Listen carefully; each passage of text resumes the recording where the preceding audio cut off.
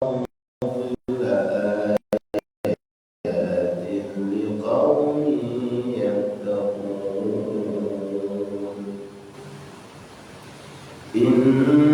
الذين لا يرجون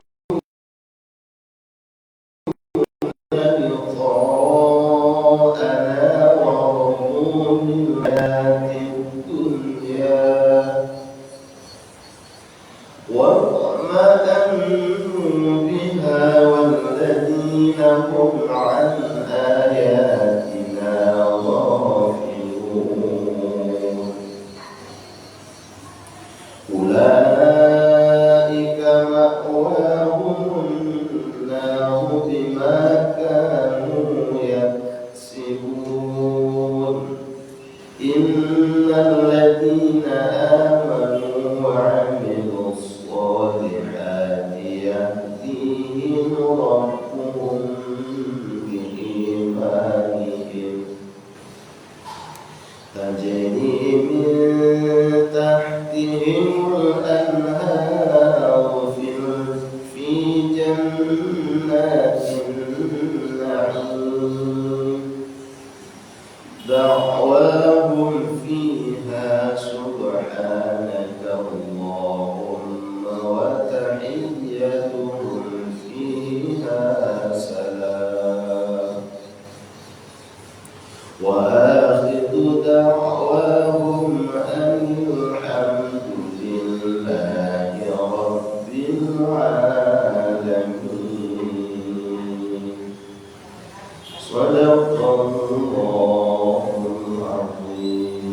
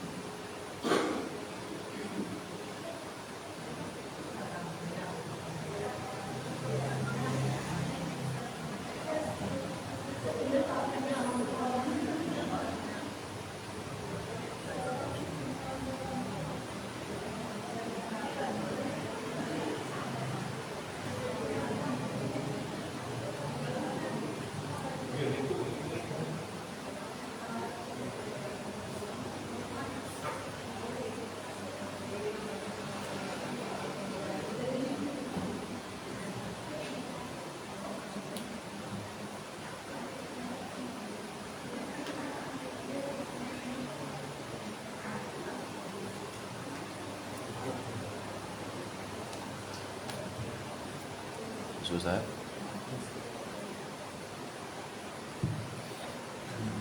Bismillahirrahmanirrahim.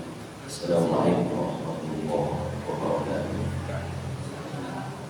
Alhamdulillahirabbil alamin. Wassalatu wassalamu ala asyrafil anbiya'i wal mursalin wa ala alihi wa ashabihi ajma'in. Asyhadu an la ilaha illallah wahdahu la syarika lahu. Asyhadu anna Muhammadan abduhu wa rasuluh sallallahu alaihi wasallam dan nabiyyi ba'da. Bapak dan Ibu kali ini mari kita sama-sama bersyukur pada Allah Subhanahu wa Ta'ala yang berkati dari kasih sayangnya. Kita masih berdoa kepada Allah untuk hadir di sebuah kajian semua ini. Kita berharap pertemuan yang diberikan kepada Allah, pertemuan yang diberikan kepada sisi Allah Subhanahu wa Ta'ala. Salam dan salam untuk kepada Rasulullah sallallahu alaihi wasallam. Allahumma shalli ala sayyidina Muhammad wa ala ali sayyidina Muhammad. Yang sangat hormati Ustaz Alfiul Biyah, insyaallah akan menyampaikan kajian dari kita bersama ini. Kepada ibu kaum muslimin dan kaum muslimat, karyawan masa Islam muslimah rahimahullah. Tawali kegiatan kita pagi ini dengan sama-sama membaca Bismillahirrahmanirrahim sebagai kita berniat memberi untuk Allah Subhanahu wa Ta'ala. Bapak Ibu hadirin rahimahullah, sekelas info, Buya suami kita dirawat di rumah sakit kota kemarin dan sekarang menuju di rumah sakit Gajah Mada. Jadi infak kita untuk hari ini insyaallah akan kita alokasikan untuk beliau, dan insyaallah kita dari rumah sakit insyaallah akan pergi besok rencana. Jadi bagi bapak dan ibu yang infak hari ini insyaallah akan kita berikan kepada pihak Islam. Bapak dan ibu rahimahullah, selanjutnya memohonkan kepada Ustaz Alfiul Biyah untuk memberikan kajian bersama kami kepada Ustaz kita bersama.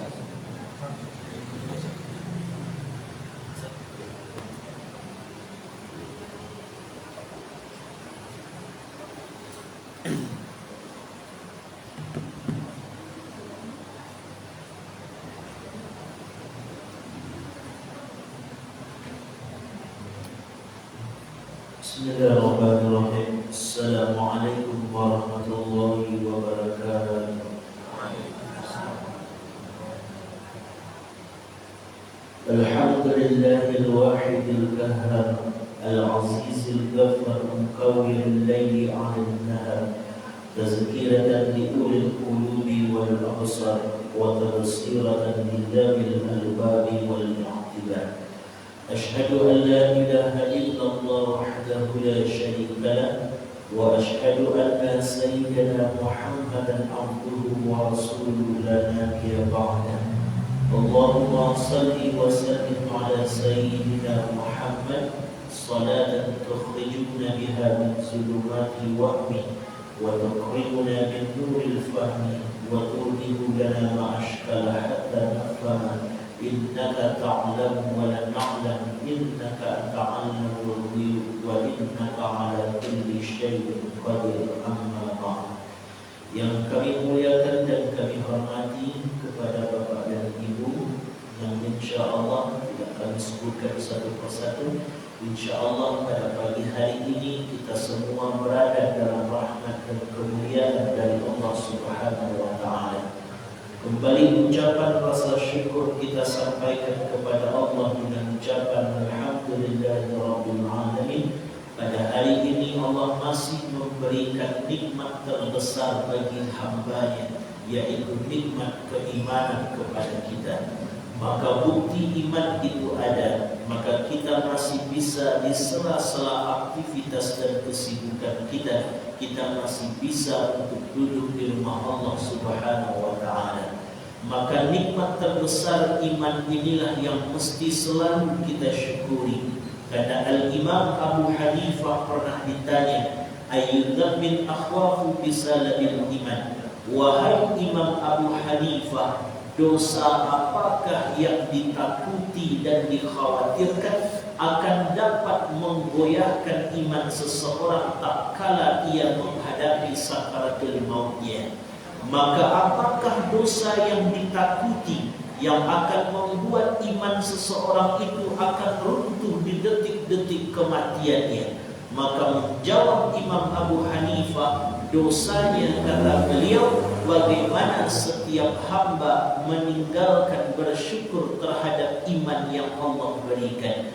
Maka manakala iman itu jarang disyukuri, maka itu penyebab nantinya di saat sakaratul maut, maka mungkin akan goyah iman itu saat detik kematian kita. Maka itulah doa yang selalu kita minta kepada Allah, Allahumma ahyina bil iman wa amitna bil iman. Hidupkan kami dengan iman ya Allah, dan wafatkan pula kami dengan iman wahai Allah. Kemudian salawat dan salam tak lupa-lupanya kita kirimkan kepada baginda Nabi sallallahu alaihi wasallam. Allahumma salli ala sayyidina Muhammad wa ala ali sayyidina Muhammad. Maka Imam Al-Qastalani mengatakan di dalam kitab Masalik Al-Hanfa, beliau mengatakan bahwa tidak akan mungkin mencontoh dan mengikuti semua perbuatan dan akhlak Nabi kalau bukan karena cinta kepada beliau. Maka tidak akan mungkin muncul cinta kalau tidak dengan sering menyebut nama Nabi Muhammad sallallahu alaihi wasallam. Maka cinta bermula dari saat menyebut namanya. Tak kala kita sering menyebut nama Rasul, bersalawat kepada beliau, maka di situ bukti cinta itu. Dan dari cinta pasti akan mengikuti setiap yang dilakukan oleh orang yang dicintai. Maka mudah-mudahan dengan kecintaan kita kepada Rasulullah, mudah-mudahan Allah pertemukan dan kumpulkan kita dengan beliau dalam syurganya Allah Subhanahu wa ta'ala. Bapak dan Ibu yang dimuliakan oleh Allah Subhanahu wa ta'ala, pada hari ini kita akan mengambil sebuah hadis Nabi. Pembahasan kita di hadis-hadis Rasulullah, kita akan mengambil satu hadis Rasulullah yang mana hadis ini diceritakan oleh sahabat mulia beliau bernama Sayyidina Abu Ayyub Al-Ansari. Beliau Abu Ayyub Al-Ansari ini adalah seorang sahabat mulia yang boleh dikatakan masuk Islam di awal-awal keislaman. Bahkan di saat Rasulullah datang ke kota Madinah, maka yang menyambut kedatangan Rasulullah itu adalah beliau Abu Ayyub Al-Ansari. Jadi saat Nabi datang, beliau datang di rumah di Madinah, maka semua penduduk-penduduk Madinah berebut untuk mengambil tali ontanya Rasulullah. Kenapa mereka mengambil tali onta Nabi? Supaya Nabi mau singgah dan menginap di rumah mereka masing-masing. Tapi Nabi berkata, biarkan ontaku berjalan kemanapun ia mau, dan di mana onta ini berhenti, maka di situ aku akan bermalam.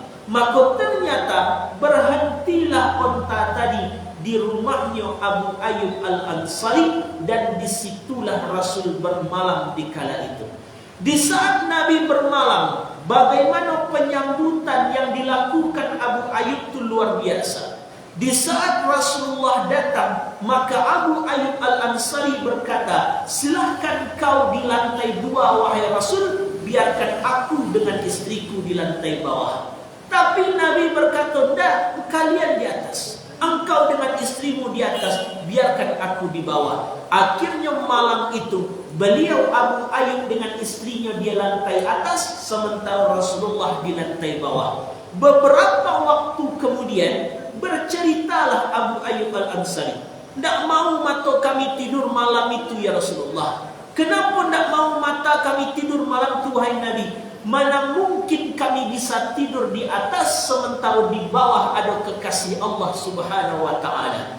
Bahkan kami berjalan malam itu di atas, kami ambil tepi-tepi dinding untuk berjalan. Karena tidak mungkin kami berjalan di bawah ada Rasul sallallahu alaihi wasallam. Bahkan kata beliau, tumpah air tak sengaja, kami berusaha cepat menghapus melap air yang tumpah supaya air itu tidak menetes mengenai engkau di bawah ya Rasulullah. Itu cintanya sahabat tadi Abu Ayyub Al-Ansari.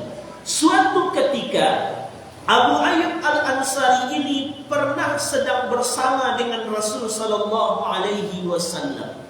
Ketika beliau sedang bersama dengan Nabi, datang seorang laki-laki menghadap kepada Rasulullah.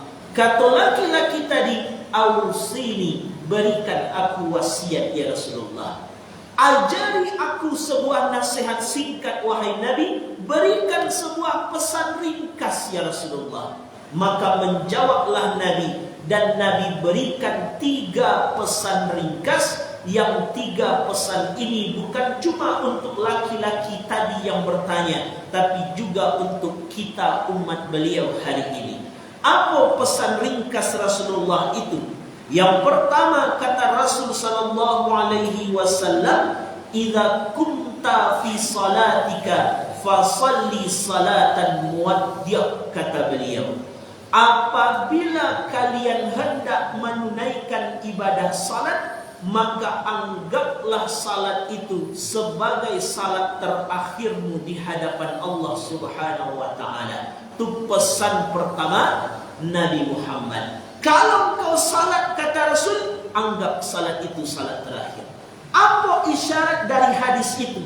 Ternyata Bapak dan Ibu, hadis tadi memberikan sebuah isyarat bahwa setiap ibadah yang diperintahkan kepada kita tidak cuma sekedar menggugurkan kewajiban, tetapi ibadah yang diperintah diminta kualitas dari setiap ibadah yang dilakukan. Jadi kalau salat tidak cuma sekedar yang penting kan salatlah dikerjakan, alah yang penting utangkanlah yang penting kan kewajiban selesai. Tidak cukup sampai di situ.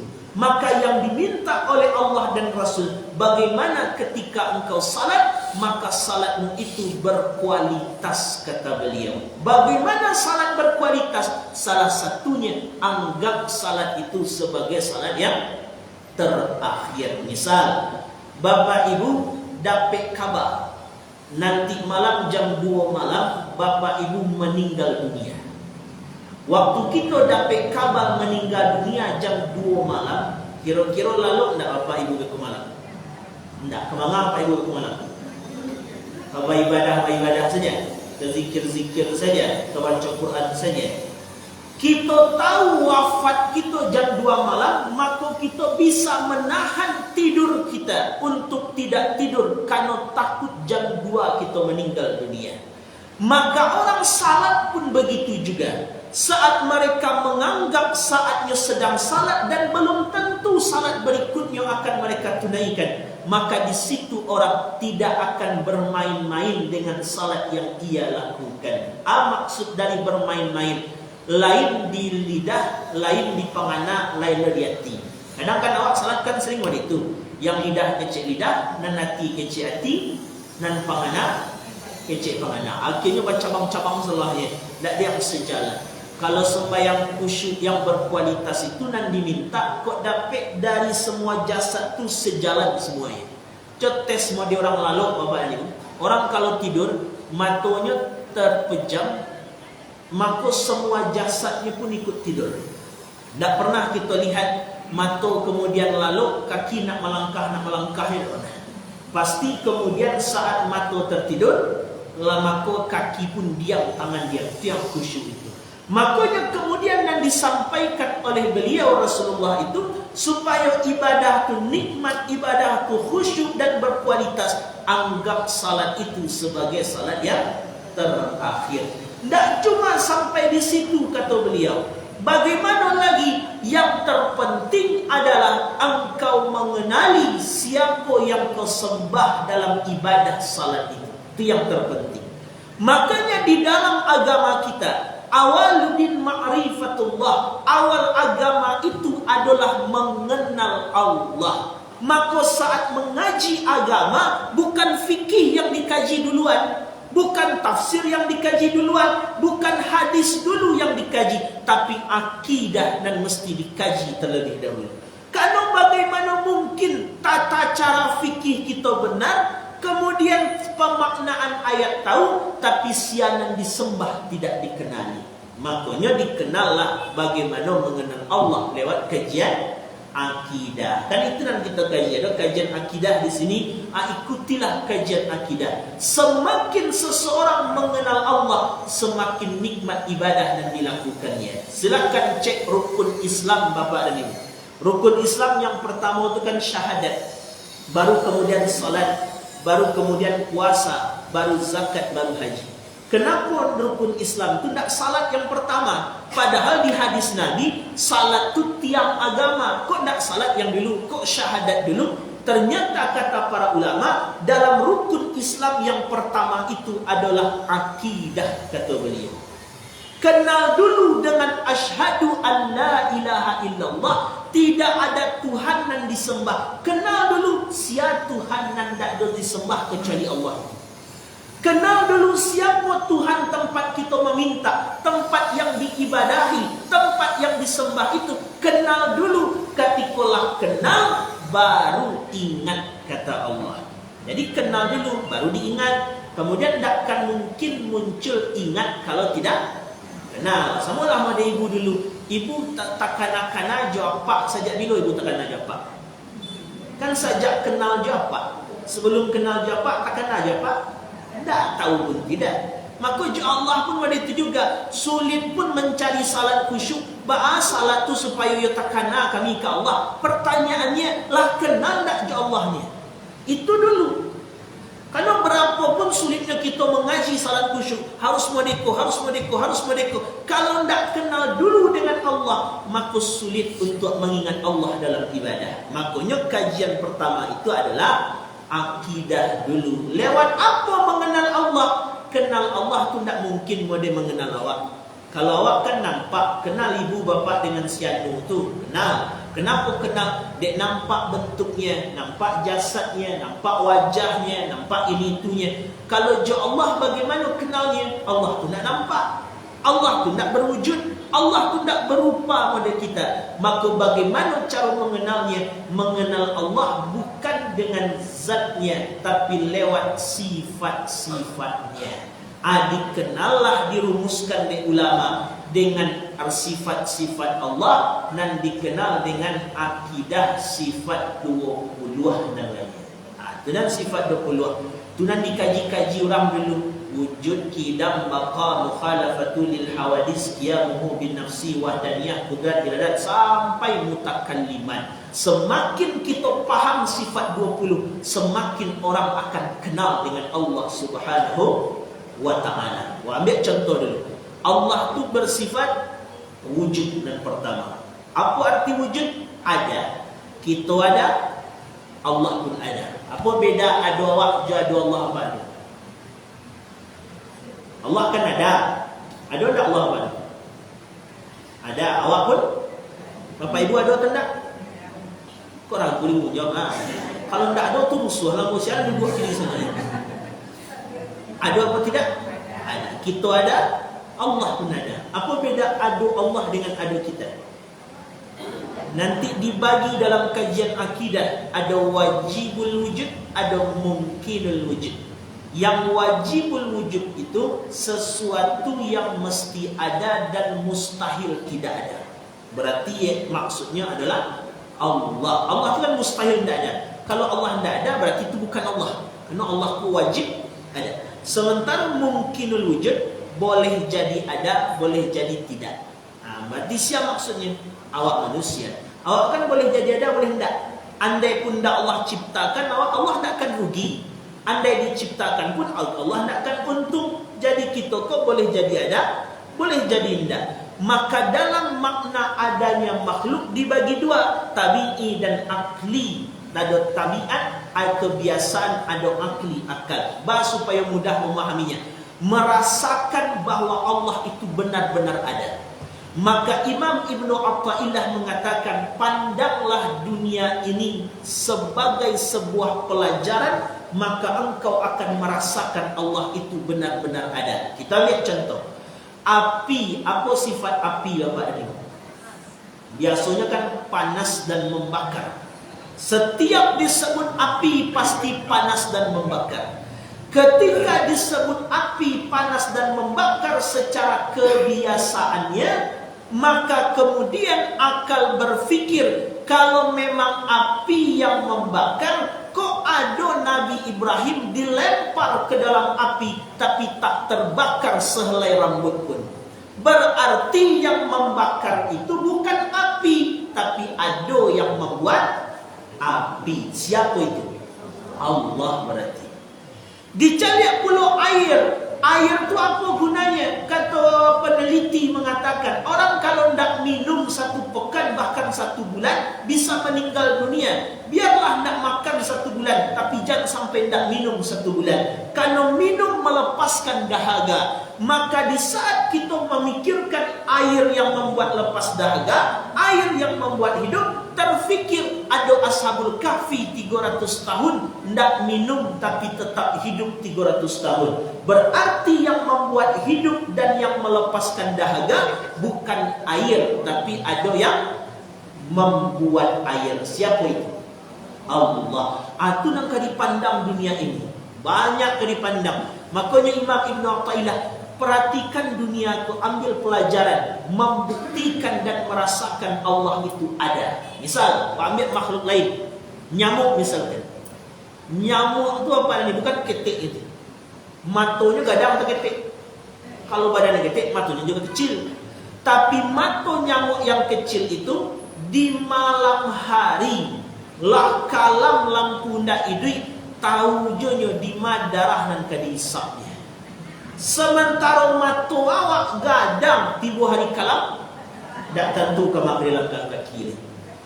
Bakok bisa mereka itu, berarti adanya menciptakan. Amo teringat waktu orang tua kami waktu itu kena DBD, maka amo pikir-pikir, yo hebat ciptaan Allah. Waktu kami DBD, orang tua kami nambah darah 5 kantong. Amo pikirkan DBD gara-gara nyamuk cuma setetes 2 tetes darah di esoknya 5 kantong bertambah dalam sekali kecil. Berarti kan dahsyat makhluk Allah itu. Mustahil makhluk itu dahsyat kalau bukan ada yang menciptakan. Maka dari makhluk bernama nyamuk yang kecil tadi, terfikir oleh akal manusia, dibuatlah obat-obat nyamuk. Ada yang semprot, ada yang bakar, ada yang listrik, macam-macam. Maka ambil pelajaran di situ.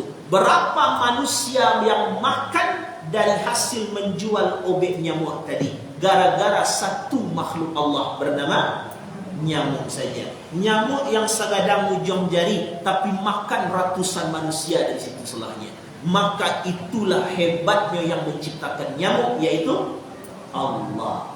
Itu pandang semuanya. Jadi saat kemana-mana tu pandang ada pelajarannya. Jangan datang nanti ke lawik ni rancakna lawik rancakna birunya. Tak, itu saja. Pandang apa pelajarannya. Ambil pula makhluk yang lain. Ada kambing, ada guguk. Kambing itu dimuliakan oleh Allah. Bukti kambing itu mulia, nya boleh jadi hewan kurban. Kenapa kambing itu mulia? Karena kalau kita perhatikan kambing tadi, malam kambing itu tidur, menjelang subuhnya be. Kalau guguk jangan mulia, bernajis guguk tadi. Andai dijilat karena itu kulitnya yang basah, bulunya yang basah, mesti dibersihkan 7 kali basuhan, salah satu dengan tanah. Kenapa guguk itu hina? Karena caliak guguk tadi, malam tengah malamnya menggonggong-gonggong, menjelang subuh nyo lalu. Maka ambil pelajaran. Awak ingin mulia seperti kambing atau ingin hina seperti guguk? Kalau ingin mulia seperti kambing, malam istirahat menjelang subuh jago. Kalau ingin hina pada guguk, abad tanggaplah malam menjelang subuh. Lalu hina awak pada itu. Itu kan pelajarannya. Makanya tu kecina Ibnu Athaillah merasakan Allah ada dengan memandang semua yang alam semesta ini, membuktikan bahwa Allah itu ada. Makanya penting mengenal dulu sifat Allah. Kenal Allahnya dulu. Kalaulah kenal pasti tak kena-kena. Samalah di ibu-ibu. Ibu punya anak ibu merantau di Jawa. Tak kena anak ibu merantau di Jawa. Tak kena-kena. Tiba anak orang Padang merantau ke Jawa, tak kena anak ibu. Maka tak kan sama-sama merantau itu.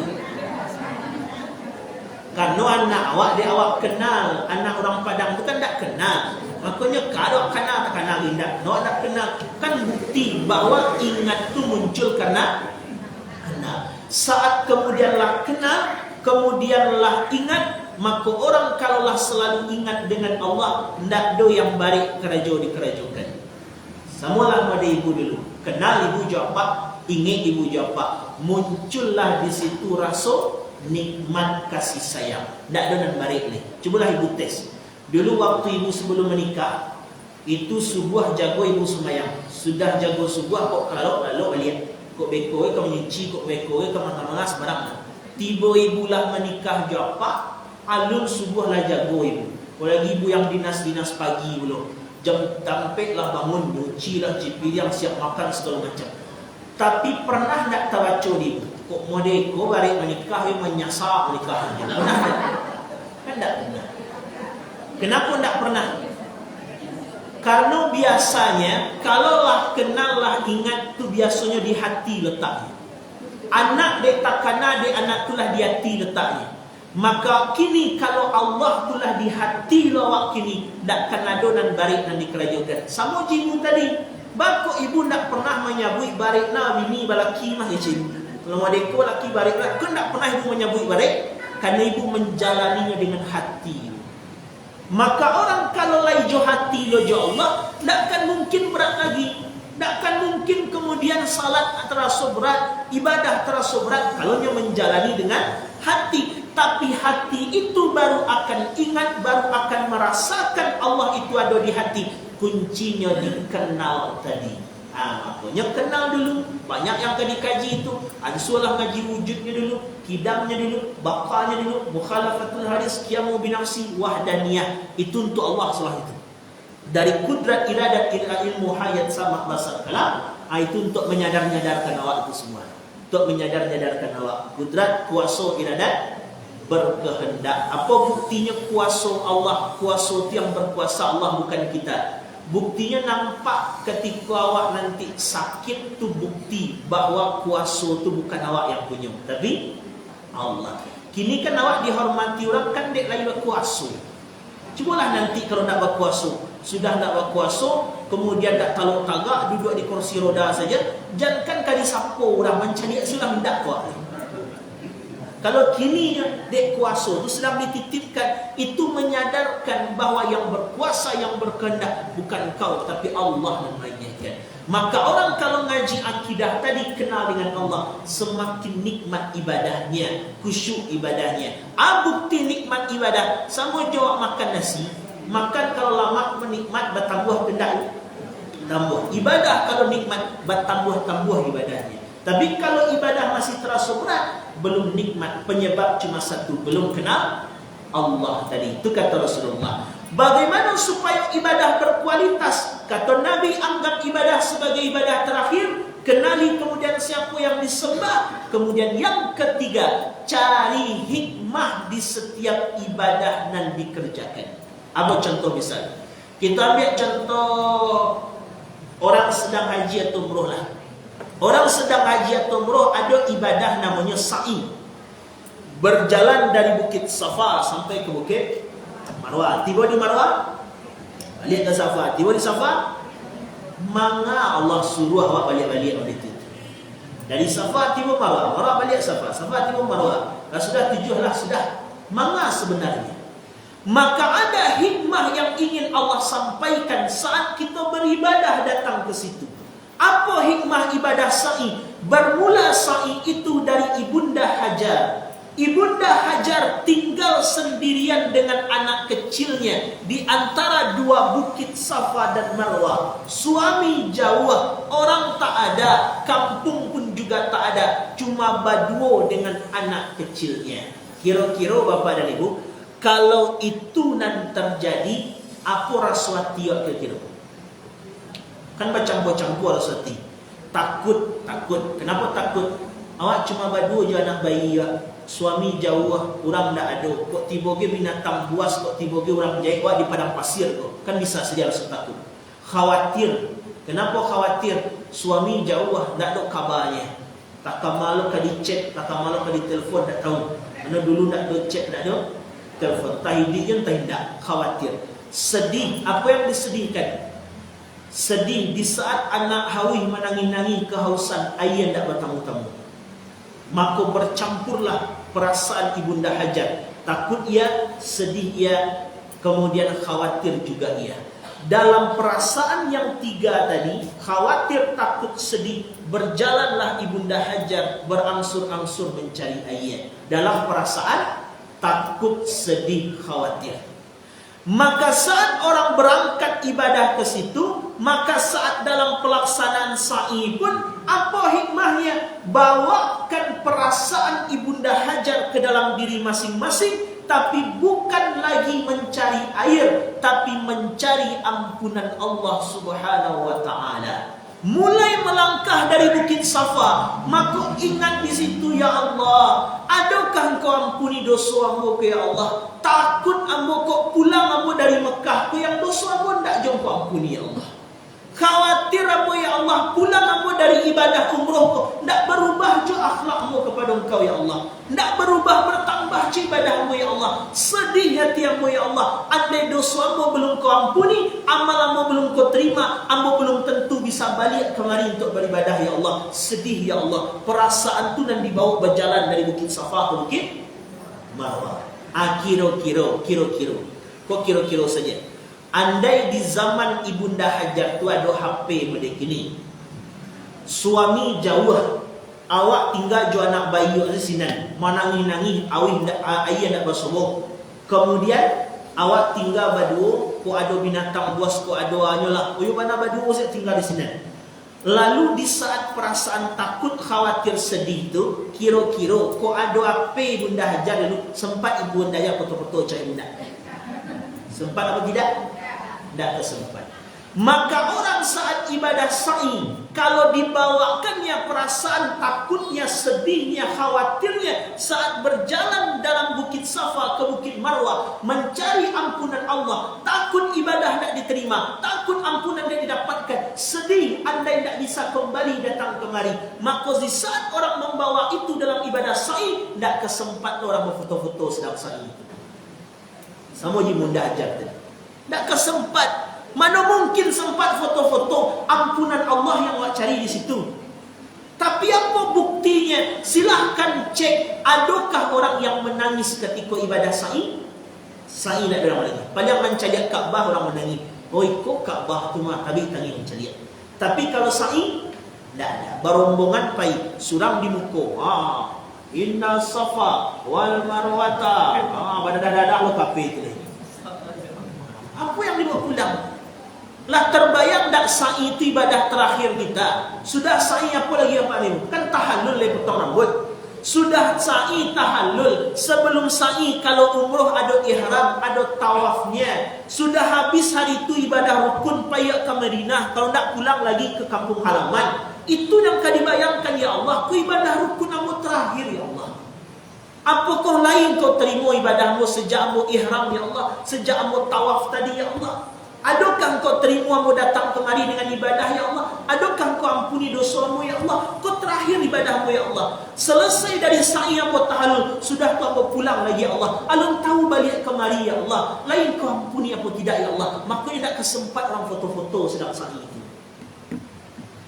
Jadi tidak boleh kami foto-foto tu. Boleh. Tapi foto-foto tu jangan sedang ibadah rukun.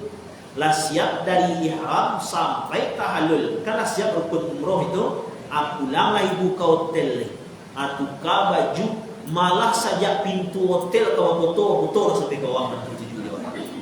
Belum masalahnya. Tapi jangan ketika sedang ibadah. Jangan ketika ibadah rukun terganggu ibadah awak nanti. Rusak ibadah awak nanti. Karena tujuan awak ke situ kan apa ibadah. Tak sedih kau, apalagi ibadah haji. Sudah piti habis 40 juta, menunggunya kemudian 15 tahun, tiba di situ cuma foto-foto saja.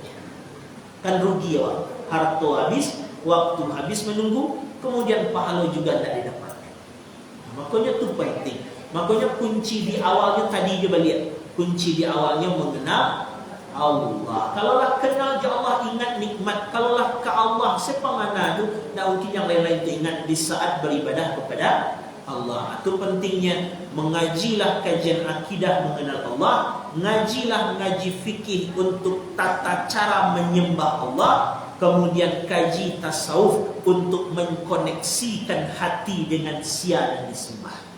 Makanya tunan disebut dengan 3 tungku sajarangan. hadis Nabi dalam Arba'in An-Nawawiyah hadis kedua. Apa itu? Dan ditanya oleh malaikat Jibril kepada Rasulullah, apa itu makna iman, apa makna Islam, apa makna ihsan. Tiga itu dan ditanya. Iman tu cikal bakal ilmu akidah, yang Islam cikal bakal ilmu fikih, yang ihsan cikal bakal ilmu tasawuf. Lah kenal je Allah, tahu tata caranya, kemudian berusahalah mengkoneksikan hati itu supaya kuat dengan Allah. Itu caranya. Tapi itulah tanda-tanda akhir zaman. Apa tanda-tanda akhir zaman? Orang banyak tidak suka dengan kajian hakikat. Orang cuma suka ngaji syariat, ngaji fikih, itu semangat orang. Tapi tiba di ngaji tauhid dan tasawuf, itu mulai menangah orang. Padahal di sini ruhnya. Kami membuktikan. Kami ada kajian Bapak dan Ibu, kajian setiap Senin malam, jam 9 malam dengan Pak Dr. Mas Rizal yang di Simpang Lambok, Klinik Arya Bunda. Jadi Pak Dr. Mas Rizal itu luar biasa, semangat beliau mengaji luar biasa. Kami ajak beliau pai mengaji ke Payakumbuh, pai beliau. Kami ajak beliau ke Suliki, pai beliau. Kami ajak beliau kemudian ke Taram, pai beliau. Bahkan kami pergi ziarah, kami ajak beliau pai sejak dari maghrib pai pulang subuh, pai beliau selain. Beliau tu semangat kalau pergi mengaji. Saat beliau mengaji itu, awal-awal dulu beliau nak mengecekkan kamu. Kok mengaji wak siap isya bila hari nan bisa baanya. Kadi kaji pak. Ba'a supaya ibadah aku nikmat. Jadi mulai kami buka lah 3 tahun ngaji sampai kini. Setiap Senin malam ba'da isya, jam 9 mulainya sampai jam 2 malam. Bahkan saking semangatnya beliau, jam setengah 9 beliau mau operasi orang melahirkan, siap operasi jam-jam 10 tetap datang pergi mengaji. Itu hebat beliau. Maka isteri beliau saya berpesan, lanjutlah mengaji dulu. Bekor pak sudah operasi datang mengaji. Siap operasi langsung mengaji. Itu Bapak Dr. Mas Rizal luar biasa. 3 tahun mengaji, lah mengaji begini. Kaji pertama fikih, cuma wuduk dan salat. Wuduk dan salat ngaji, ramai orang hadir. Ramai orang. Gak 30 ramai dan gak 30 orang lah. Karena waktunya malam. Di malam tu banyak orang gak sulit. Waktu fikih ramai, masuk kajian akidah mulai berkurang. Masuk kajian tasawuf, pembahasan kitab Minhajul Abidin hari ini dan ditulis oleh Imam Al-Ghazali hari ini, maka tinggallah jemaahnya kini 8 sampai 10 orang saja. Tapi lagi istiqamah biarlah. Yang penting beliau kecek beliau malah ke 8, malah ke 5 orang, lain je bisa ngaji-ngaji lagi. Ini mau ditulis istiqamah dari 30 sampai 10 orang jemaah dulu, tinggal kini 8 orang saja. 8 tu dah istiqamah. Mulailah malam tu zikir dulu. Kita zikir dulu. Karena zikir tu kan memperbaiki kalbu. Ubek kalbu kan cuma zikir, tak ada lain daripada itu. Kalau ubek paroi, makan. Kalau ubek mato, lalu ubek duduk, basanda di mawujud. Tari sudah apa? Ibu dah masalah gitu. Biasa. Lain tu lo kandak dia baca. Kandak hati cuma satu, ala bidzikrillah tatmainan qulub, cuma mengingat Allah. Maka dimulai je zikir dulu. Zikir kadang agak-agak setengah jam bahkan sejam. Sudah tu baru ngaji. Ngaji zikir jam 9 sampai jam 10. Jam 10 nanti ngaji sampai setengah 2 balik. Setengah 2 balik nanti tanya jawab, baru pulang. Terus setiap Senin. Itu bukti tanda akhir zaman. Orang ngaji fikih semangat, tapi tiba di ngaji akidah tasawuf mulai kurang. Padahal itu penting ketiga-tiganya. Itu nasihat pertama Rasulullah. Apa nasihat pertama Nabi? Maka yang diminta kepada kita adalah kualitas ibadah. Lalu apa yang kedua? Yang kedua pesan Rasulullah, la takallam bi kalamin ta'tadiru minhu ghadan. Dan janganlah berbicara dengan pembicaraan yang akan dicarikan maafnya kelak di padang mahsyar. Apa pesannya? Pentingnya menjaga ucapan kalau tidak mengerti dengan yang diucapkan. Maka itu isyarat Quran surat ke-78, pembuka dalam juz ke-30. Dan kita kenal dengan surat An-Naba. Ayat pertamanya, kata Imam Ibnu Jarir At-Tabari dan Imam Mahmud bin Abdullah bin Mahmud mengatakan bahawa ayat pertama surat An-Naba itu mengisyaratkan jangan berbicara kalau tidak paham dengan apa yang dibicarakan. Akhirnya kan itu yang banyak. Kadang kita tidak mengerti, kita tidak paham, kita tidak jelas, tapi ingin berkomentar seolahnya. Maka hati-hati saat ucapan itu terucap, padahal tidak pada kenyataannya, sulit mencari orang untuk minta maaf kelak. Kau tidak usah berucap. Apalagi di zaman-zaman politik ini. Kalau nampak sesuatu masalah politik itu cari tahu mana dulu baru berkomentar.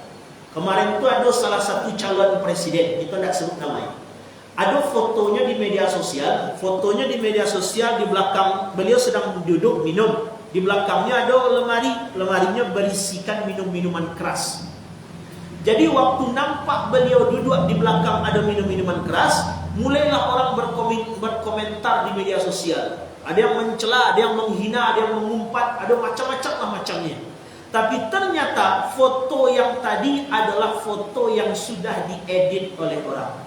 Asli fotonya beliau sedang minum, tapi di belakangnya tidak ada minum-minuman keras. Pertanyaannya, kini komentar yang sudah terlanjur mencela, menyakiti, menfitnah dan berkata-kata kotor, bagaimana cara minta maafnya? Oh, tidak cukup dengan istighfar. Tidak, urusan je Allah baru lewat istighfar. Urusan je manusia, minta maaf. Carilah apa itu kejawab. Minta maaflah kapak. Kalau tidak di padang mahsyar nanti dapat nanti. Padang mahsyar nanti kau pernah mencacik ku dulu ya. Dan kau minta maaf di dunia. Tidak, baik ini. Makanya jangan orang jurang lain suami isteri situ untuk menuntut nanti di padang mahsyar itu. Tuntut menuntut. Jangan orang lain dengan orang lain. Suami isteri pun tuntut menuntut. Apalagi ibu-ibu. Ibu dituntutnya dia apa nanti. Ibu menuntut apa pula nanti. Tuntut menuntut. Ayam kan dituntut apa ke ibu. Kau kanak-kanak cik. Bahagia. Supaya nanti kau menuntut apa. Ancak minta maaf kini dulu. Ayam kan dituntut dia apa. Ibu kan dia piti nafkah dia apa. Berapa dia apa piti nafkah. Misal 1 juta sebulan. Dia piti nafkah oleh apa 1 juta sebulan. Kau bu piti nafkah. Apa guna nafkah? Untuk kepentingan ibu, keperluan ibu. Akhirnya berangkatlah ibu ke pasar. Kok ke membeli skincare-nya, lotion-nya, baik tu bedak make up yang waterproof-nya, yang tak waterproof-nya. Ada kemudian pakai micellar water-nya, macam-macam lah. Tak tahu ibu dah. Ngalah. Jalih dia boleh. Macam-macam beli. Waktu ibulah kapai membeli itu semua, maka di saat itu tak kena ibu. Singgahlah ke rumah orang gaib selantaca. Waktu ibu ke singgah ke rumah orang gaib, ibu belikanlah orang gaib godok 5 buah. Dari piti nafkah dan dia apa. Kalau ibu tidak minta izin kapak untuk membelikan godok 5 buah untuk orang gaib ibu dari piti nafkah dan dia oleh apa, ibu tidak minta izin, di padang mahsyar ibu dituntut mengembalikan itu balik nanti. Ditanya dia apa? Dulu aku bagi piti sejuta nafkah ya. Yo. Babalian orang gaib kini godok 5 buah. Dia minta izin tak? Tak, ganti godok kini balik. Sama ke cari orang gaib godok padang mahsyar lain. Makanya apa yang dicari? Amal menggantinya. Jadi kalau piti nafkah apa itu, nafkah itu asal dia ke ibu, apapun bentuknya, kok ke ibu agian orang gaya ibu, ke sana ibu mesti minta izin. Beda kalau piti pencarian ibu.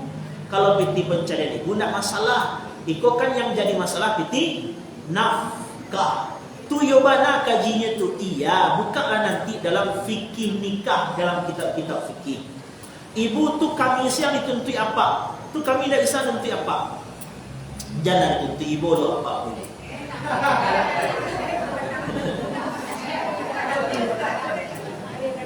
Kenapa jadi tuntut apa? Ibu lah apa? Apa aku balik kerja yang di dunia? Coba ibu cari di dalam fikih, kajian fikih itu, tidak kajian fikih. Yang mencari nafkah kewajiban siapa? Pak. Yang kemudian mendidik keluarga kewajiban suami. Memasak kewajiban suami. Menyuci kewajiban suami. Menyetrika suami. Sebanyak itu kewajiban suami ke ibu tuntut di padang mahsyar. Oh, ibu yang nyuci. Ya. Maka cari balik, kembalikan ke kaedahnya. Kewajiban suami itu mencari nafkah, mendidik keluarga, menyuci, menyetrika, memasak, itu kerja suami. Kewajiban suami. Kewajiban ibu cuma satu, patuh ke suami, itu kewajiban ibu. Jadi kok ibu nak memasak, kok ibu nak menyuci, maka kalau ibu kini kerja ibu cuma cieknya, kami kan banyak kok, menyuci di kami, cari piti di kami, kemudian memasak di kami, ibu apa kerja ibu? Patuh cieknya, mana balik lagi?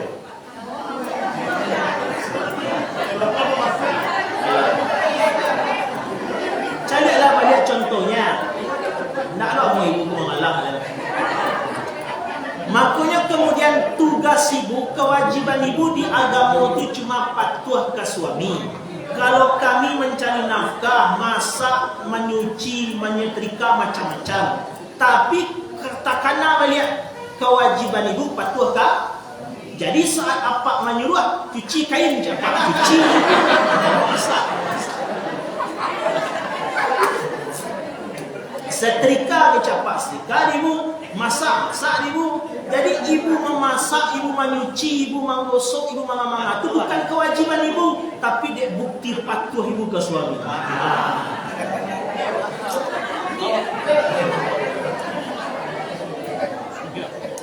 Jadi malam balik ya, kan balik kami laki-laki itu, jadi itu.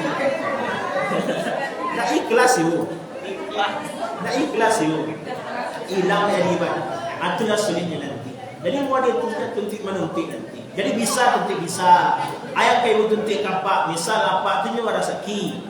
Ibu kan ada menerima nafkah. Jadi ibu minta kapak, dia ibu mencari pula. Kecik ibu kapak, ma bikin nafkah lanjut pak. Kecik apa? Lawak dia mencarinya pakai balik tulis kecik apa. Padahal apa sanggup magi nafkah. Nafkah itu kan bara sanggup 50.000 jadi hijau itu sanggup 50.000 nak salah. Jadi kalau sanggupnya berapa sanggupnya ndak mau apa pakai mana itu dulu ke cepat awak mencarinya ke cepat. Andai ndak rilah ibu di kalau itu tiba di padang mahsyar ibu kecek ke pak baralah mau ke rumah tangga dulu. Ndak ada pak dia nafkah sekalipun gimana ndak rilah hati ke pak. Bayi ini seruah. Panjang apa. Tapi nanti pada itu kan pasti kalau tidak minta rilah di dunia pada itu nanti di pada mahsyar. Makanya sulit sedangkan suami istri setuntut menuntut, suami dengan anak-anak orang tua menuntut, apalagi dengan orang lain. Apa penyebab paling besar? Lidah, ucapan. Sama dengan Palestina pada itu juga. Ada juga orang Muslim yang berucap untuk menolong Palestina itu. Sedangkan dia awak susah di situ baru. Untuk dia awak membantu Palestina, sementara dia awak sekolah payah dia baru.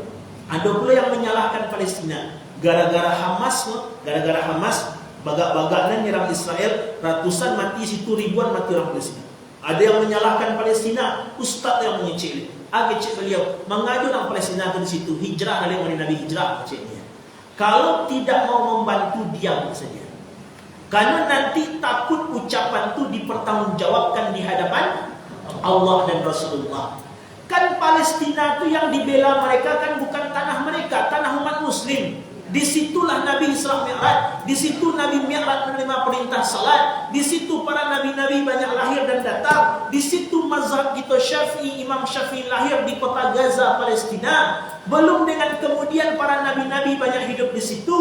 Kemudian dulu sahabat pernah bertanya kepada Rasulullah, "Aftina fi Baitul Maqdis ya Rasulullah." Fatwakan kepada kami tentang Baitul Maqdis itu wahai Nabi. Apa jawaban Rasulullah? Maka utuhu wa sallu fi, kata Rasulullah. Datangi Baitul Maqdis itu dan salatlah kalian di situ, kata Rasulullah. Nabi yang mengatakan itu menjawab sahabat, andai kami tidak bisa datang ke situ, bagaimana ya Rasulullah? Andai kami tidak punya kemampuan untuk ke situ, bagaimana ya Nabi? Nabi berkata, kirimkan minyak-minyak kepada mereka supaya hidup di lampu-lampu rumah mereka, kata Rasulullah. Nabi jauh harilah mengatakan itu isyarat kalau mereka sedang dizalimi pada hari ini. Tugas kita membantu, bukan berkomentar. Bantu dengan tenaga, tidak mampu jual harta, tidak mampu jual harta, doa, tidak bisa doa, diam saja. Jangan berucap yang tidak kita ketahui. Andai terucap nanti Palestina lah nak ditolong, dia awak sesikon tabaa pula. Kok batamu jo Rasulullah di padang mahsyar di akhirat nanti? Ya Rasul lagi hamba syafaat. Nabi berkata, dulu engkau tanahku, tanah tempat aku Isra, saudara-saudaramu kau tak peduli. Kini kau minta syafaat kepadaku, engkau sia, kecil Rasulullah. Kok itu nak dijawab Nabi nanti? Makanya hati-hati dengan ucapan lidah. Apalagi dalam masalah agama, apalagi. Ada kemarin di media sosialnya mau nampak ada tulisan caption, apa tulisannya? Ternyata Allah memerintahkan kita untuk traveling dan kuliner, jalan-jalan dan makan-makan. Dikutipnya Quran surah Al-Mulk ayat 15. Jadi Quran surah Al-Mulk ayat 15 kata orang tadi, Allah memerintahkan kita traveling dan kuliner, makan-makan. Dicari maknanya, tafsirnya, tafsir Ibnu Katsirnya, di tafsirnya Wahbah Zuhailinya, ayat itu menggambarkan kita orang Bukit Tinggi boleh tak mencari rezeki ke Kalimantan, boleh ke Sulawesi, boleh, silahkan cari rezeki itu. Ketika dapat rezeki, makan, kata Allah, tunggu kasihnya, bukan disuruh pergi jalan-jalan dia makan-makan.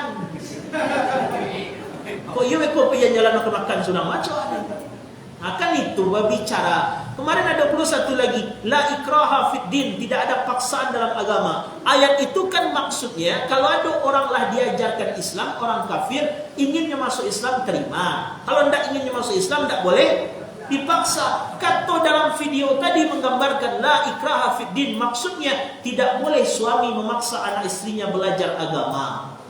Kan sulit itu. Kalau tidak dikecet ke istri, belajarlah agama, tidak dikecilah, boleh masuk.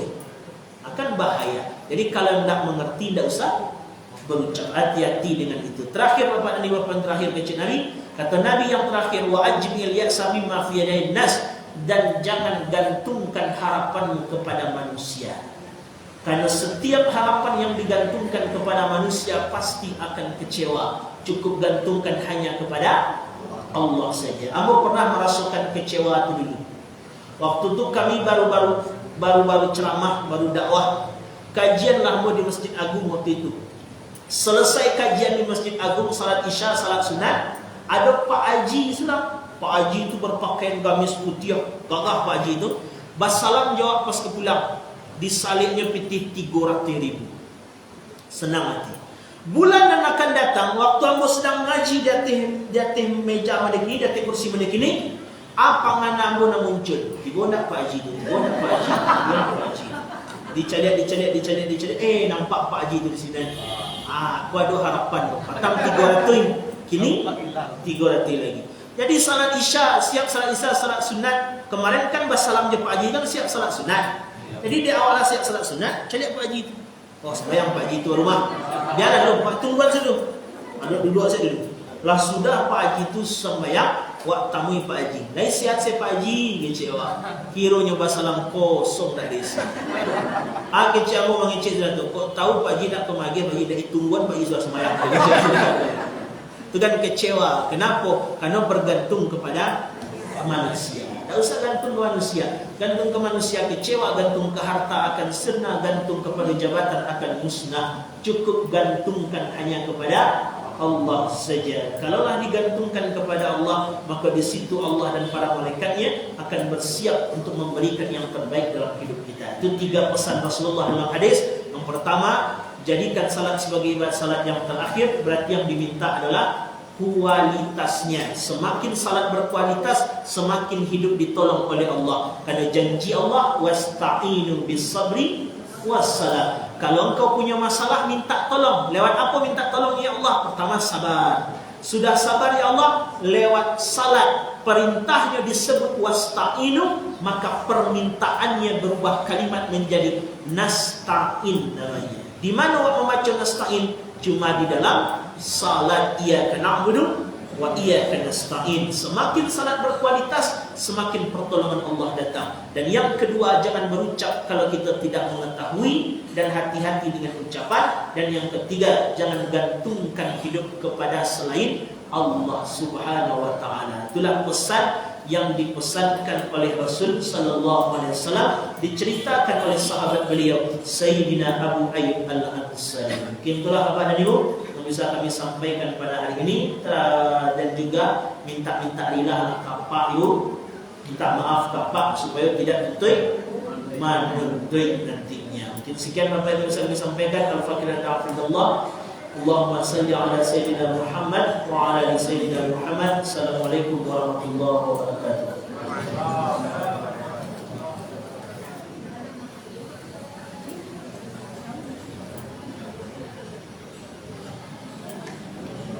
Alhamdulillah Rabbil Alamin. Terima kasih kita kepada Ustaz Rafiul Budi.